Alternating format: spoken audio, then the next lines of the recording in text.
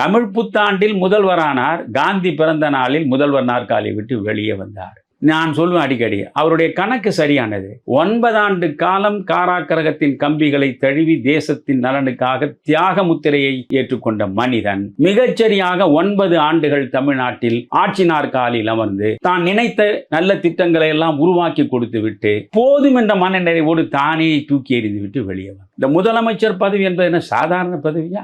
அந்த இருக்கிற முதலமைச்சர் பதவியை இழந்துவிடக் கூடாதே என்று தவிக்கிற ஒரு மனிதன், இழந்துவிட்ட முதலமைச்சர் பதவியை மீண்டும் பெற்றுவிட வேண்டும் என்று துடிக்கிற ஒரு மனிதன், எத்தனை கோடி கோடியாக பணம் இருந்தாலும் ஆயிரக்கணக்கில் ரசிகர்கள் இருந்தாலும் அதிகாரம் என்பது மிக முக்கியமானதல்லவா? வரலாறு முக்கியம் என்பது நம்ம இம்சை அரசு என்று சொல்ற மாதிரி அதிகாரம் முக்கியமாயிற்றே. அதற்காக இயங்குகிற ஒரு மனிதன் எல்லாம் எந்த இடத்துல இந்த கனவு போய் மையம் கொள்கிறது?